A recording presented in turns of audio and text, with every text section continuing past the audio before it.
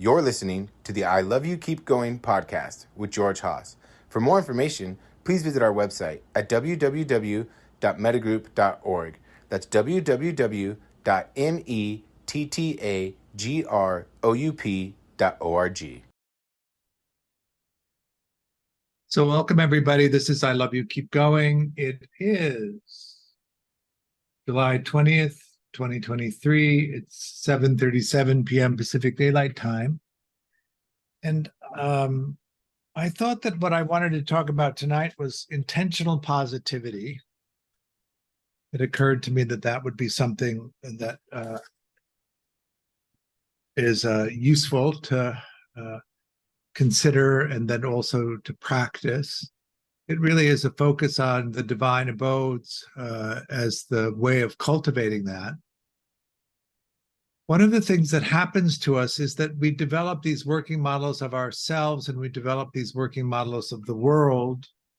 And depending on the circumstances of your early conditioning, you can create these patterns of activations that are biased in the direction of negativity or biased in the direction of positivity.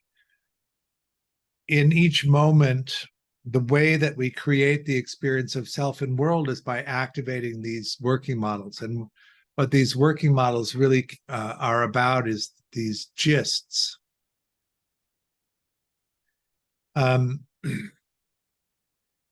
Gists are these like little algorithms that activate, that create experience. When we make the gists in the beginning, we take in through the sensing experiences that we're having, the elements that we usually work with, the touching experience, the seeing experience, the hearing experience, the tasting experience, the smelling experience, and mind, which of course collects all of these things.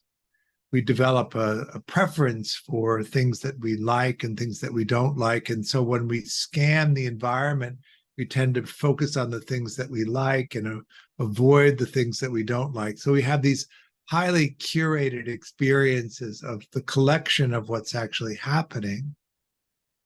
And then we create conceptual reality from that highly curated selection of mind moments.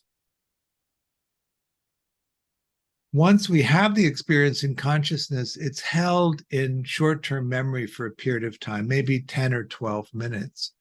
And then if it has a threshold of interest and a threshold of emotional intensity, it's translated from short-term memory into long-term memory, which is actually the creation of these gists. And then the gists are associated with experiences, or I like to call them memory threads. The gists activate, and the way that they create experience is by causing a replay of the patterns that the sense gates originally collected. Is that making sense so far? Why this is an interesting thing is because if you created a memory in your 5-year-old sensing recorder, and you're now in a 40-year-old or a 60-year-old body, you can't actually play with any accuracy the gist that creates these memory experiences because you don't have the equipment to play them anymore. Is that making sense? So if you have a 5-year-old memory, it was created in a 5-year-old body with a 5-year-old sensing apparatus and also the cognitive capacity of a 5-year-old body in interpreting it. It was created into a gist, which is really pretty stable. And so when you activate that now, you're playing it in the body that you have now with all of the sensing capacities now, but also the cognitive capacity to interpret that experience.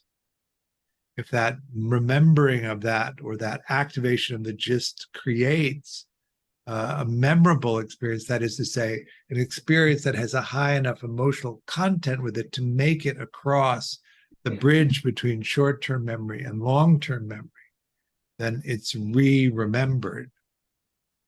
And so that gist then plays not only with the original data that was encoded, but every time you replay the memory and it's remembered again. Have you ever, when you were a kid, discovered a copy machine and then copied a copy, and then copied a copy, and copied a copy, and then copied a copy?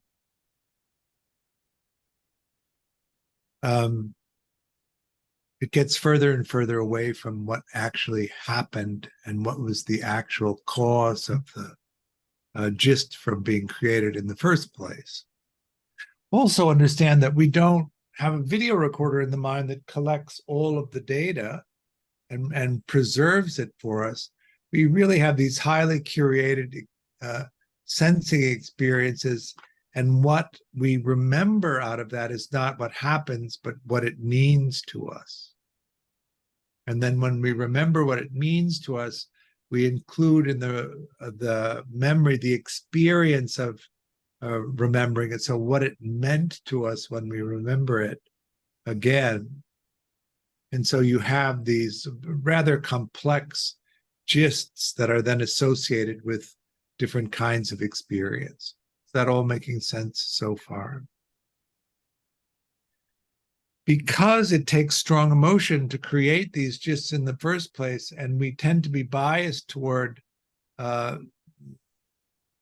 urgent or dangerous experience, a lot of times we can create gists that have a negative bias to them.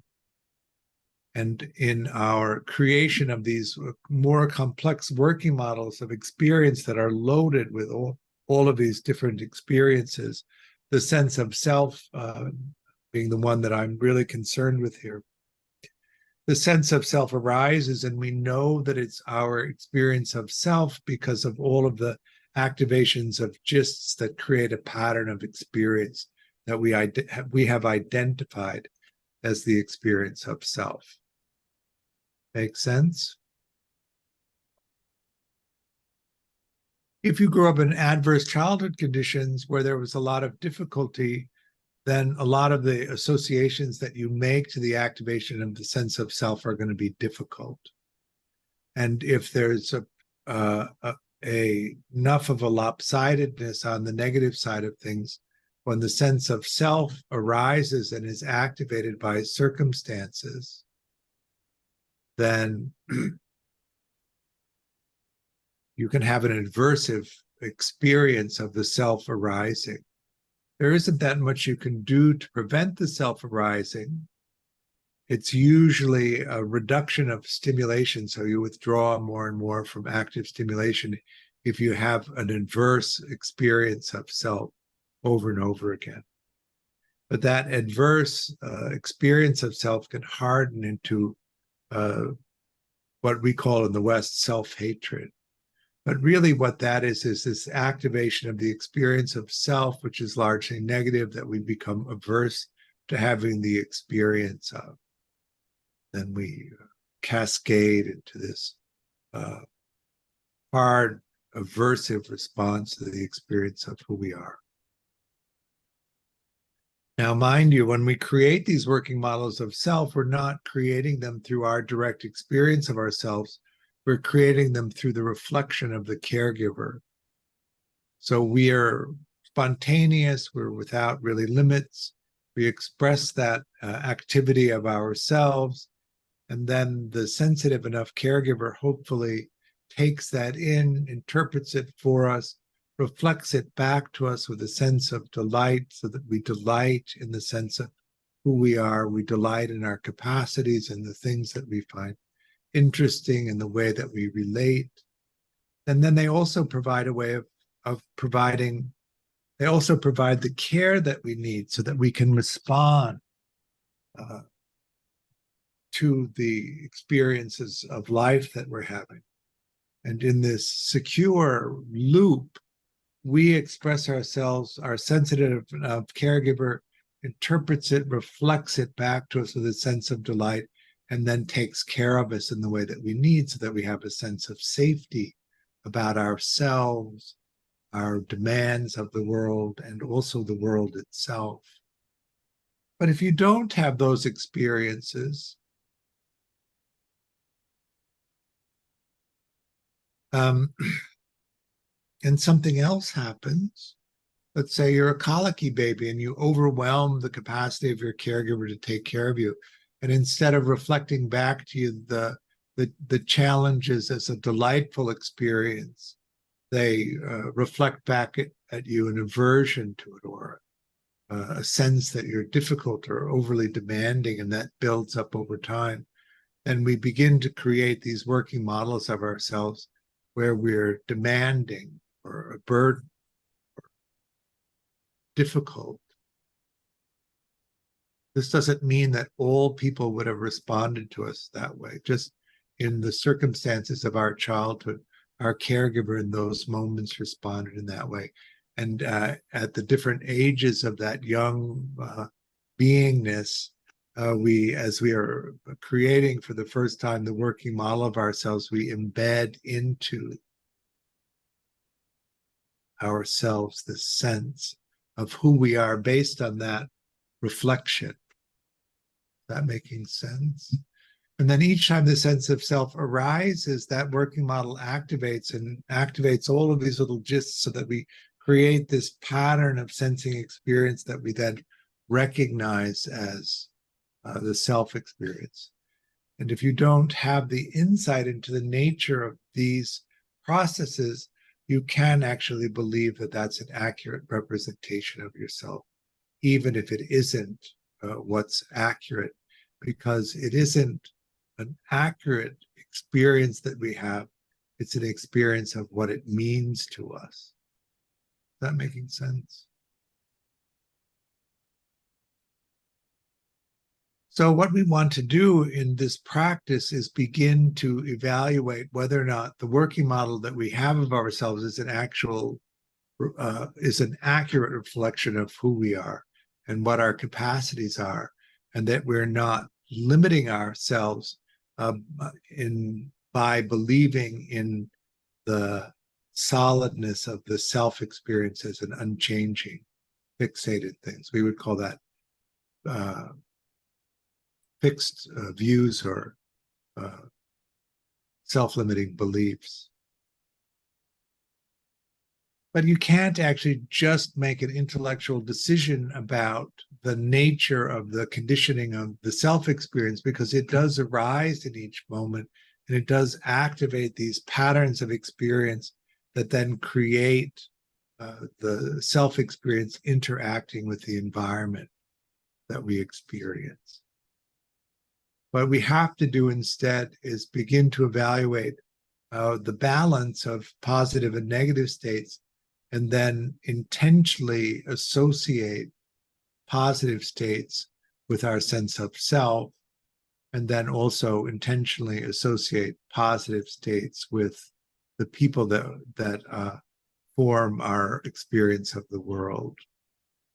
In Buddhist cosmology, self and world means self and the other people that you engage in your life. That making sense? Did you have a question, Edward? No, it's all making sense.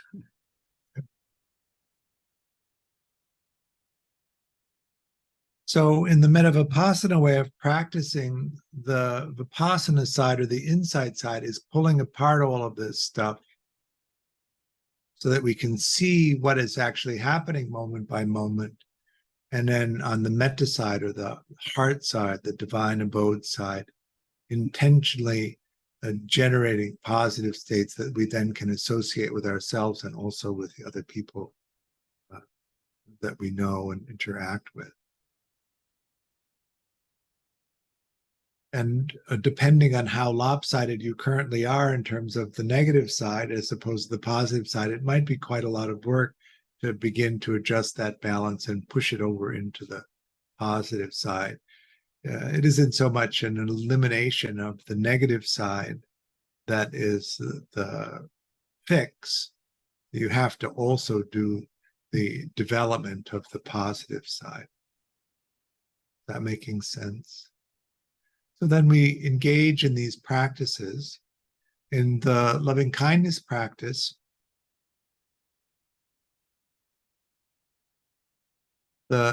what we're doing is developing an antidote to the experience of, let me pull this up. I'm thinking about this and have tried to create a definition of this that's accurate enough. The far enemy of loving kindness is anger or hatred. And so that self-hatred in its sense is this anger at the experience of the self, the aversion to the experience of self it's arising, and often the frustration around it. The near enemy, and when we talk about the mind state itself, the near enemy of the mind state and the far enemy is really the opposite, and the near enemy is something that's close but not actually what we're going for. The near enemy of loving kindness is sentimentality. And the reason why I think sentimentality is the near enemy is because it's a self-generated emotion process in the way that we talk about it at Mettagroup, that you think thoughts that generate positive feeling states in the body.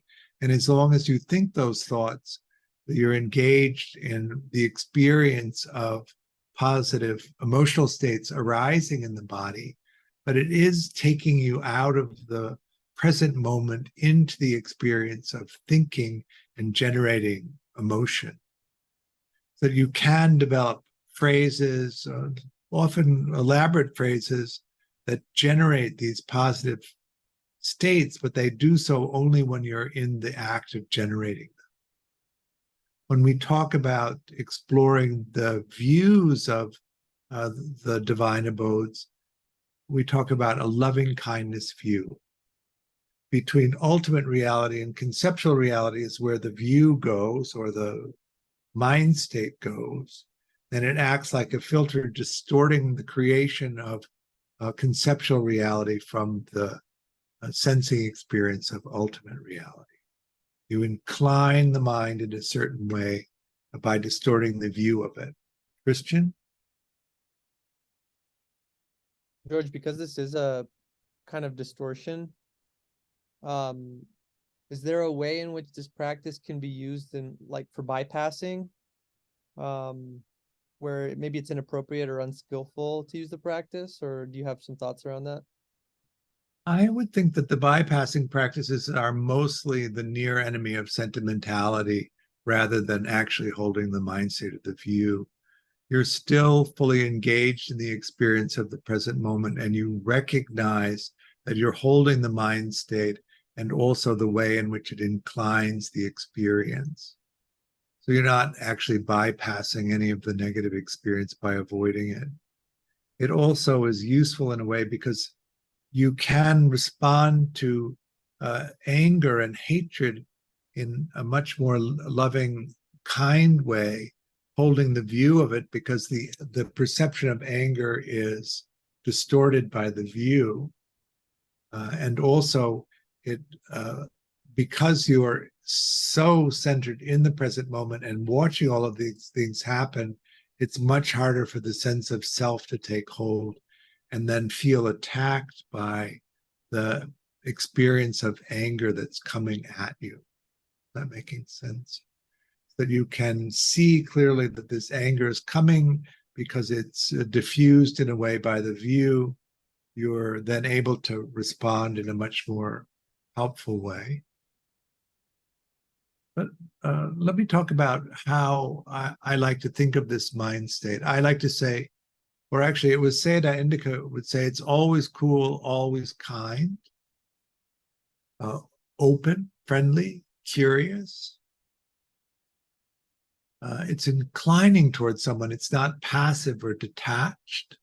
It's lively, it's energetic. When we say cool, what we mean is there's an absence of the heat of desire, so it's not complicated by that. There's an absence of the heat of anger that arises from frustrated desire, so Lobo was the term that he meant, which is a specific type of anger that arises when your satisfaction of desire isn't available. When we say kind, what we mean is a generous consideration and assistance for somebody without the expectation of return, so that when you're confronting somebody who's angry, you come from this place of kindness where you're considerate and attempting to be helpful without the expectation of return. It's open, so an absence of the heat of rejection. One of the things that happens when you're confronted with anger, of course, is the mind closes and defends, and then you become rejecting, and that has a tendency to accelerate the anger. Friendly, which is a helpful, affectionate, and non-harming stance. Curious is an eagerness to find out about somebody else, so that you experience the anger not as a shutting down, rejecting experience, but as an open, curious experience. So you're inclining toward the experience. You're interested in what's causing the person to act in the way that they do. It's lively and energetic. I think when we talk about the whole set, equanimity is also lively and energetic, but the near enemy of equanimity is detachment or disinterest. So this is not a disinterested, detached state. It's a lively, active state. Fully engaged, I like to say. Fully engaged in the experience of the moment, not withdrawn and detached from what's happening. That's the mind state. And so we train the mind, first off, to recognize mind states. I think that's the first part. Did you grow up in a family system where your caregivers were interested in what your mind states were, and so they inquired about what your mind states were? They asked you about them. They asked you to tell them what was happening, so that you would actually have to investigate what was happening and then describe it to them. If you had a caregiver that all through your life asked you what was going on with you, do you remember being around kids and some adult saying, use your words, I don't know what's going on with you? That's this process of teaching a child to mentalize their mind states or views and then express them. You seem angry. Are you angry? You seem happy. Are you happy? You seem excited. What are you excited about? All of these inquiries into the internal states of a child that then the child needs to explore and then be able to translate them into communication with somebody else is the exercise of that. Did you grow up in a household where they weren't particularly interested in your mind states or your views? What was going on with you? That happens often enough. And if it did, you're going to have a harder time understanding what we're talking about here. I like to say with all of these things, when you have to learn them now, it's a pain in the ass, but you can still learn it. A child can learn this. So as an adult, you can learn this. It's not even remotely impossible. One of the things that so happens, if you that comes up quite a bit, you have visual thinkers and you have auditory thinkers. And often when we're in this dialogue of self-reflection and people don't have an auditory track, they think they don't have that capacity, but they need to tune into then the visual experience, the visual thought process to begin to understand that, rather than just rely on the auditory aspect of it.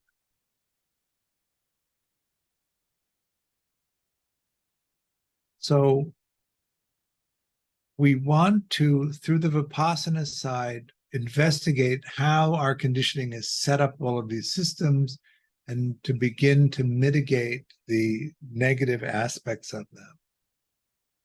But we also then have to intentionally develop the positive side of them. That typically is done through these heart practices. So in loving kindness practice, we learn the view, and we learn to establish the view and make that the object of meditation. The mechanism that's happening there is we're developing agency to create a particular view that we want, and we're creating the capacity to sustain the view so we can recognize whether it's there or not. And when we get good at it, we can do it on the fly. So if there's an angry response to something, we can push the angry view out and replace it with the positive view. This is the cultivation of intentional positivity. So loving kindness is the antidote to anger. Compassion, which is one of the practices, is the willingness to hold the suffering experience of someone else. The near enemy of compassion is sympathy. Sympathy is different than sentimentality.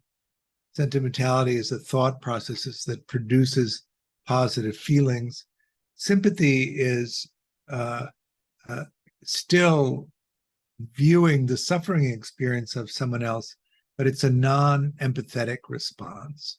So compassion is the only practice of the divine abodes that's an empathetic practice, which is to say you connect emotionally to the other person, they connect to you. And in that exchange of emotion, you have the potential to emotionally co-regulate somebody else. So you experience the suffering experience of someone else as an empathetic experience.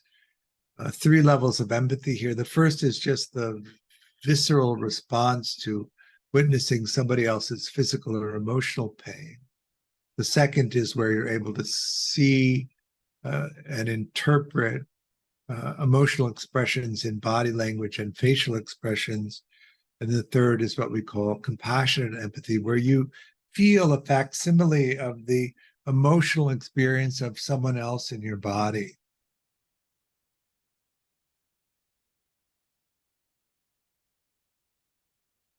When you bring your emotional regulation skills to the empathetic experience of someone else and it's transmitted back to them through the empathetic exchange, they receive a version of their emotions which is more regulated. And then when they have an empathetic experience of you, and your emotions are more regulated than theirs, they have an empathetic experience of you that's more regulated. That process is regulating for them. They come back into an emotional balance. So the near enemy is sentimentality. So it's disconnected from the empathetic experience, but it's still attending to the suffering experience of someone else. It's just an internal experience of that. And then the far enemy of compassion is cruelty. Cruelty is the most common way that we disconnect from the experience of regulating them. That making sense? An example of that would be they deserve the suffering that they have.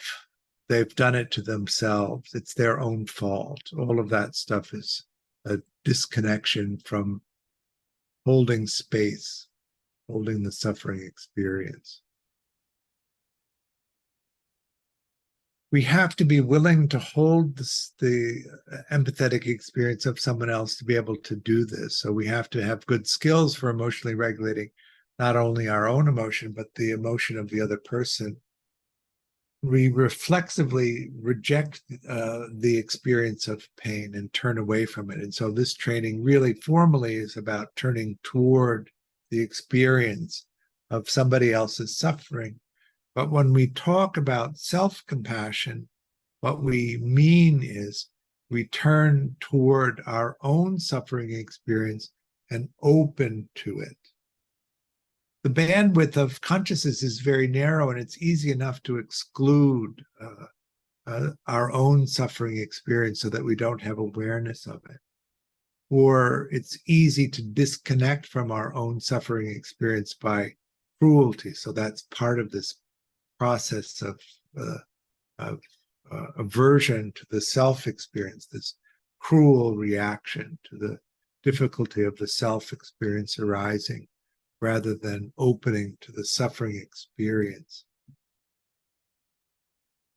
We are all conditioned beings, of course, and the conditioning affects our capacity to respond to things. And our mentalizing can collapse, our emotional regulation can collapse. And those things are based on the skill set that we learn in the family systems we grow up in, and the reflection of our conditioning. And so we can witness ourselves not functioning very well. And instead of responding with a compassionate embrace of that, come with a cruel disconnection. So this training is to disengage from that, open the space of our own suffering so that we can attend to it. Sympathetic joy is a joyfulness. I like to use the word delight. It's more connected to the attachment vocabulary. A delight in yourself, a delight in other people, in pursuing primary exploration. So it's another aspect that comes from the attachment world. Rooting for someone to succeed in their primary exploration and their finding meaningfulness in this life. That's what we want to do. The near enemy of sympathetic joy is rooting for somebody because you get a direct benefit from their succeeding. In a sense of pure delight, you're simply delighting in the beingness of the other person, not whether you get a benefit out of that or not. And then the far enemy is envy and jealousy. Envy is typically around material and social position. Jealousy tends to be more around relationships. I think for most people who feel jealousy or envy, you know the bitterness of that experience. And if you have the capacity for delight, then you also know the richness and the joy of that. So it seems to me almost a no-brainer that you would want to go in the direction of delight because the experience itself is so pleasant, and away from the experience of envy and jealousy because it's so bitter. But then again, we bump up against our conditioning. It isn't so easy to just switch that. You have to practice it. You have to build out the structures that allow that to happen. And that's through this practice of sympathetic joy, intentional positivity, rooting for somebody. And in our culture where success is celebrated so much, really being on somebody's team when they succeed is a great thing. And if they don't see it as a quid pro quo, it's even better. They love to share that with you. And then you have that experience of delight and ease in the world that you don't have otherwise. So in some sense, yeah, you do get that. And then, of course, you have people to share your exploration, your successes with, and the delight that comes at you for you doing well. And that really takes you out to the far edges of what you can find out that you need to know. Whereas if you don't have that kind of support, you begin to limit the risk that you might take. So you have less and less of that. And then the last one is equanimity. In the early years of my practice, I really did have the idea of equanimity as detachment, not reacting. And I remember the story of the Zen master and the warlord. Do you know this one? So a warlord is entering into a village, and all of the monks are gathering everything and rushing out of the monastery, heading into the hills because they're so frightened about what the warlord will do to them. But the master simply sits in meditation, waiting.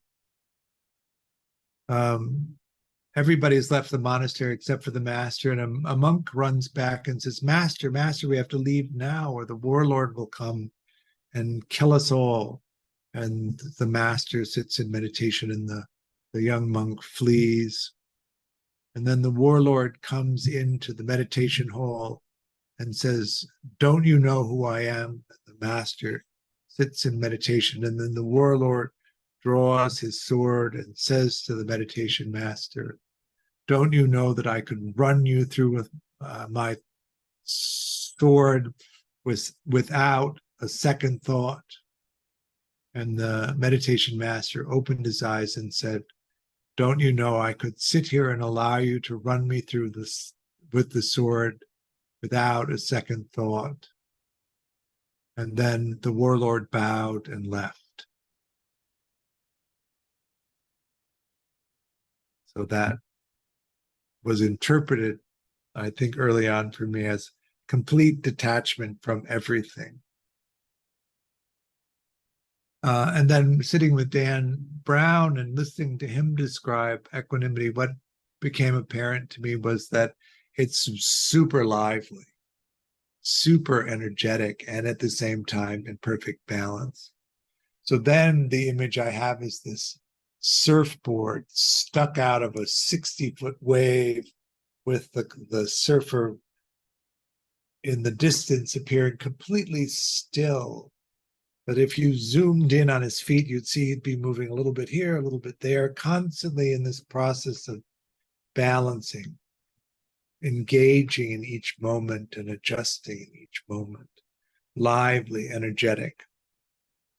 And so that's how I come to think of this piece of equanimity. It's this really lively, fully engaged way of being in the experience of the world and constantly adjusting so you don't lose your balance.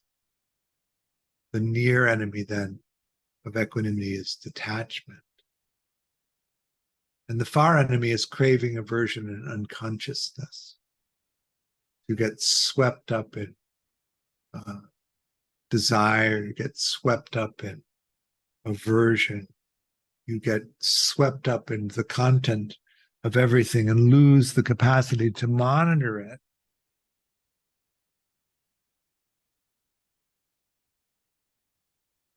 And then you're just lost. Then we look at these practices of the divine abodes and the cultivation of intentional positivity as an integrated skill set, recognizing the arising of the unskillful mind states and understanding which approach is then the antidote to that.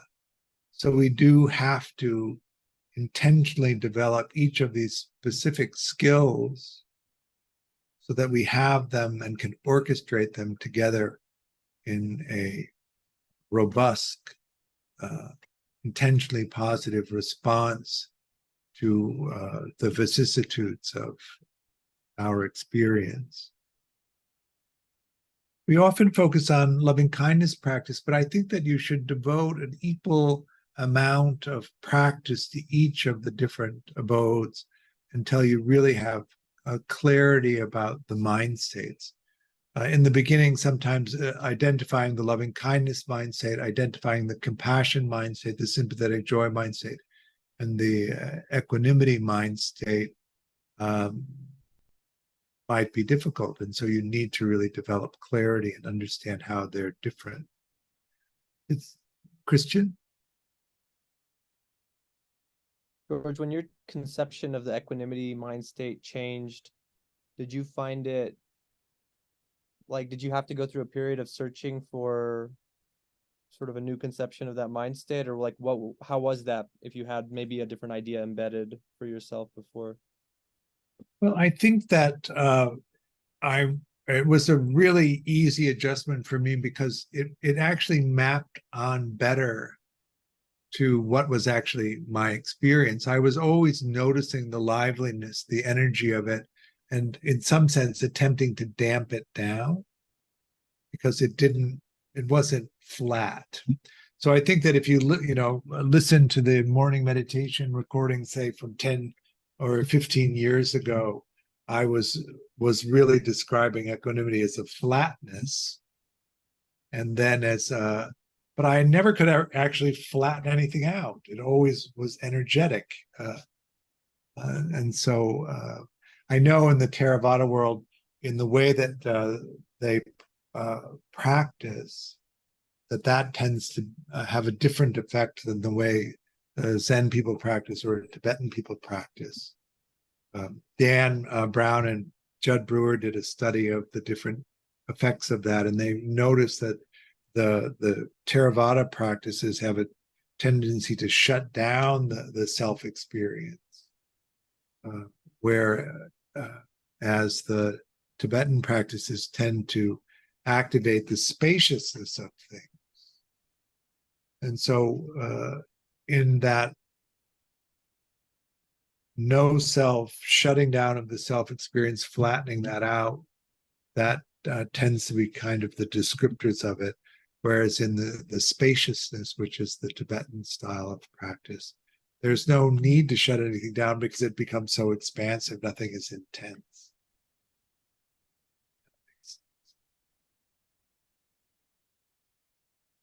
One of the things that is impeded my practice or supported it equally, I would guess, is that because I came from such a cruel upbringing, the level of kindness that I require in my teachers is extraordinarily high. It's unusual to encounter somebody who has a sufficient level of kindness for me to really settle in and be safe. And without that epistemic trust, it's very hard to learn from someone. So, and then having sat for so long with Shinzen, with the understanding that we were doing a traditional Vipassana practice, that as my understanding of this deepened, and I could see that actually that's not what was happening. It was confusing to use the vocabulary of Theravada practice when actually what we were doing was not that. And then the expectations that come not so much in Shinzen's community, but in related communities and texts. So I think that it's an interesting aspect of trying to figure out, because in the West, we're so adaptive and feel so free in changing things, revocabularizing them, that when you read a more traditional text and it describes the expectations that you should have from practice, and people are vocabularizing the practice that you're doing as that, even though the cool light of dawn, you can see that it isn't actually that. Was Shinzen Young's practice that you thought was, I can't remember what you said, but you thought you were practicing Vipassana? Right. But in fact, was it more Zen? Or he's not Tibetan, right? He's more Zen. Well, he was in a Japanese Vajrayana monastery. Oh, okay. And he studied with Sasaki Roshi for 30 years, and also studied with in Taiwan with a Theravada master. And so in his synthesis of all of that, he offered a way of practicing that was actually a mashup of those. And in his in secularizing it and making it available for beginners, those distinctions, I think, were lost.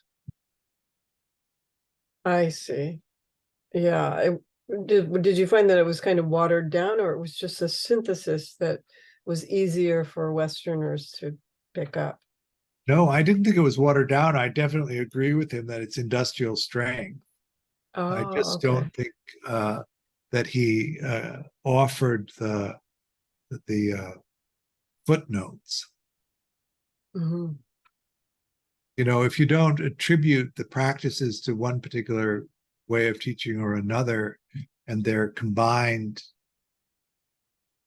creates an experience of practice, but you don't have the same effect that you would have in a more traditional sense. Because you're following a tradition that's established and it Well, has markers and pointers and you tend to have the experience that is a result of the practice that you do. And so in right. these lineage practices where they're confined to these traditional ways of practicing, you tend to have these predictable outcomes from the practice, which Right, are then described in the literature. right.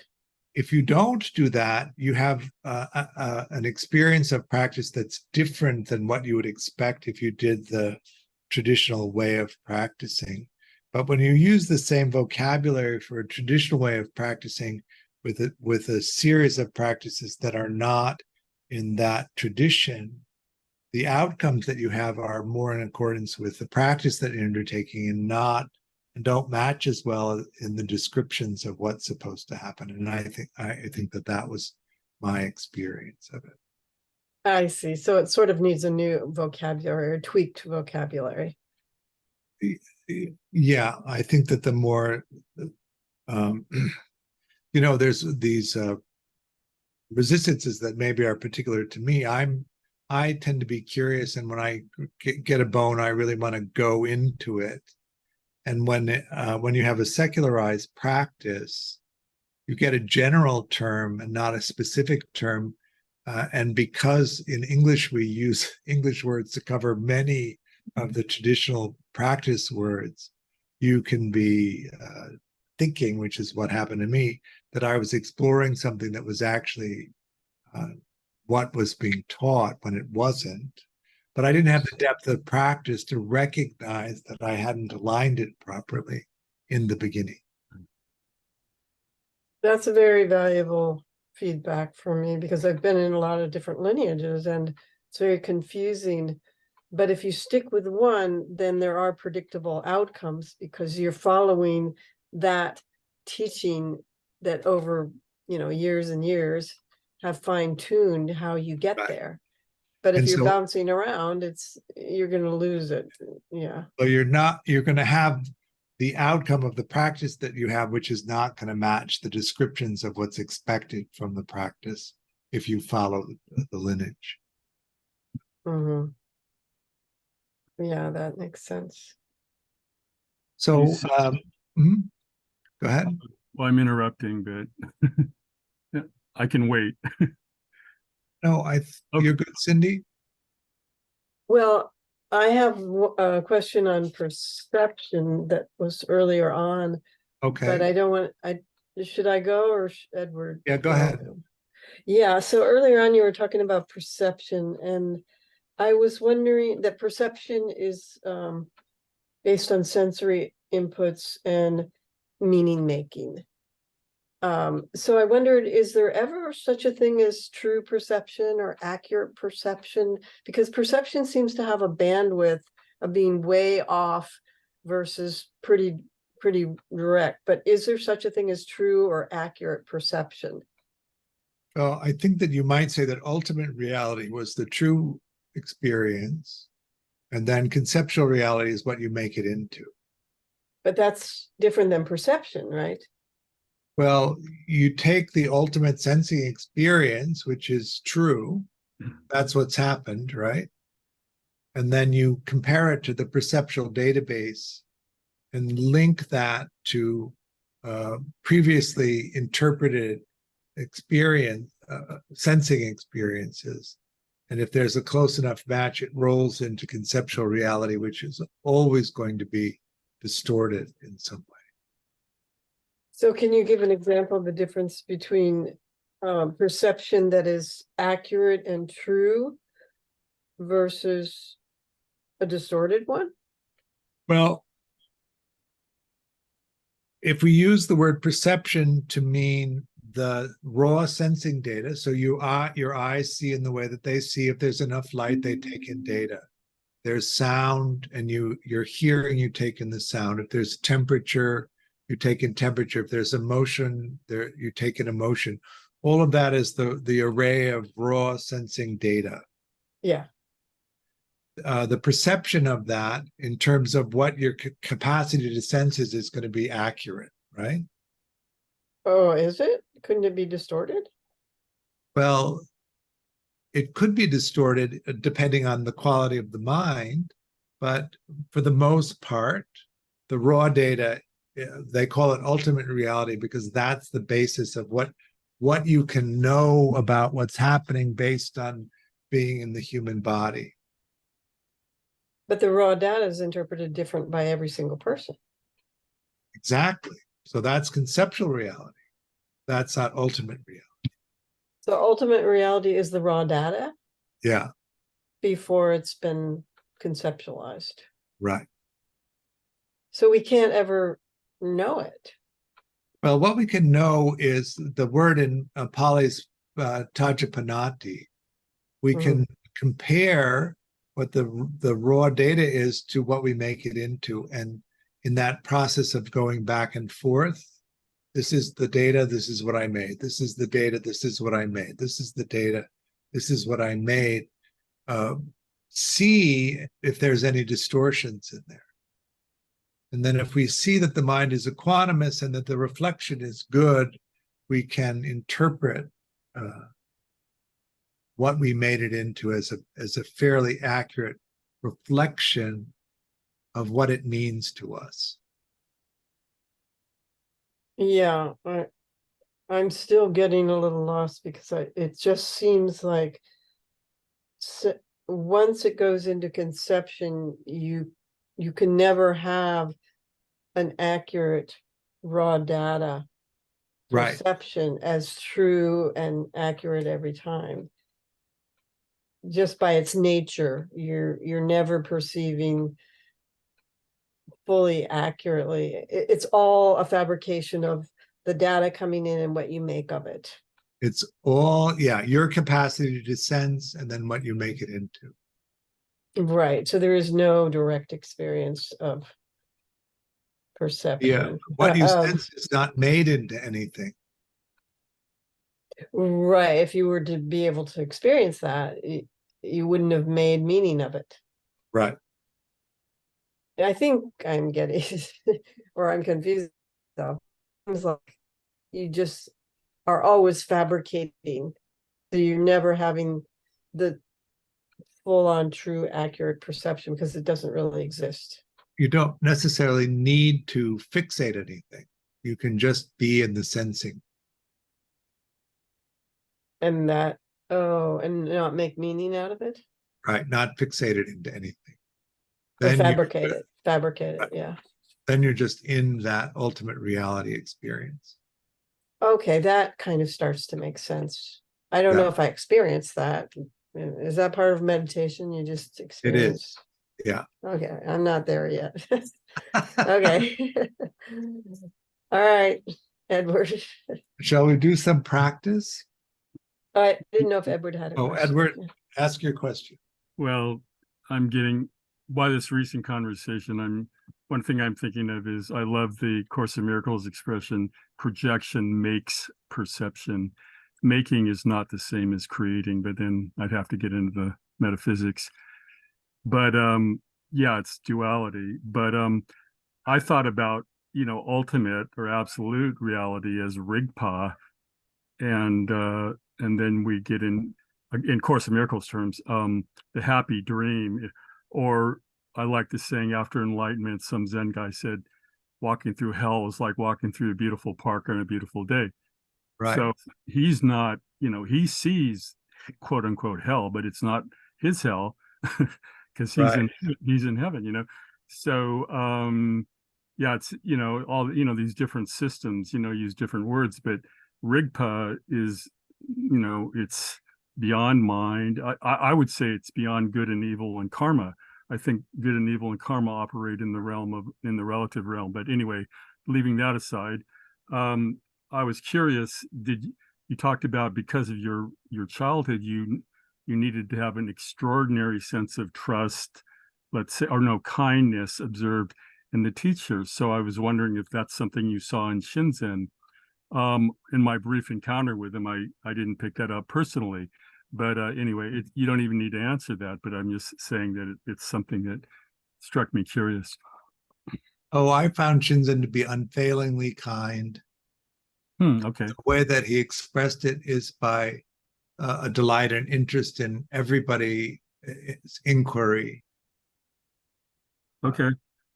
It's quite unusual for him to get uh, uh, irritated by people's presentation. Mm-hmm.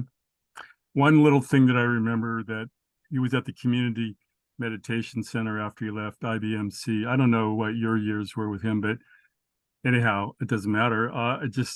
He would say after a meditation period, he said, "Now comes the hard part," and that would be going up to the refreshment table and interacting with people.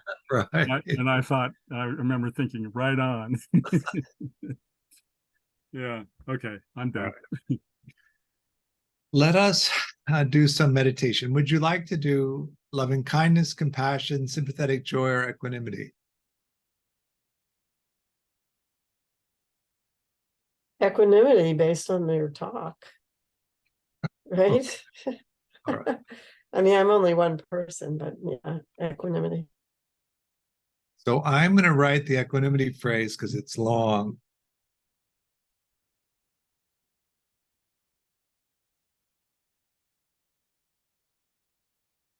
Okay, let go of the meditation.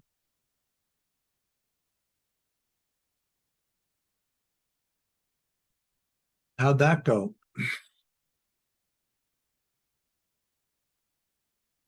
I couldn't remember the phrases. I wanted to read them, but I thought that's not the way to do a meditation. No. Yeah, it's a long one. It's the only one Yeah. that's long. It's the only one that's what? It's the only one that's long. All the other phrases Oh, are short. okay. Yeah, I'd need to memorize. Yeah. Christian. I think I resonate with the liveliness that you mentioned. Like I don't know if it's getting into meta territory, but usually when I do equanimity, there's kind of like an inner smile to it. There's like a little bit of like a positive feeling for me. Yeah. It's not like I'm doing anything to particularly generate it that I can tell. So that seems to kind of resonate. It feels like a nice, easy practice rather than what was the near enemy? Detached rather than detached. Right. And also in regards to like the ultimate reality thing that Cindy was asking about, I don't know if this is like a blasphemy, but whenever you say ultimate reality, I translate it for myself as sensory reality, or As what? like sensory reality or Yes. sensory perception, just because the word ultimate has like a baggage for me of like, that's the thing, right? Like that's the true thing. And Right. and I understand you to be not saying that when you kind of talk about the rocking back and forth. It's almost kind of like a dialectical thing. Yeah, I think of it as the data. That's Yeah. how I think of it. And it's interesting because we live in these bodies that are just actively sensing all of the time. And so it's a constant flow of sensing data. And then we grab pieces of it and make it into something. And so that's really the process. And you really want to, I think of it almost as a rocking motion. This is the sensing, this is what I made, this is the sensing. And you're just constantly doing that. And so there really isn't much grab to the versions that you make, because you're constantly making versions of things. And then that really is where the freedom comes, is because you're not devoted to any particular version of it. And you're constantly investigating whether the version that you've just made actually is reflective of what's happening in terms of the sensing. And so there's this, it's just an easy, flowy kind of experience of being.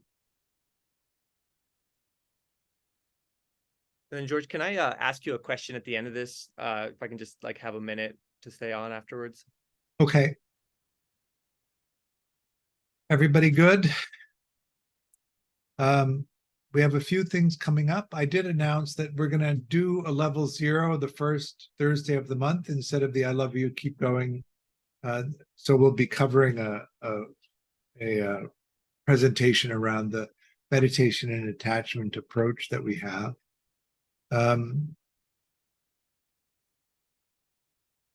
We do have some level 1s coming up and some level 2s coming up at the end of the summer.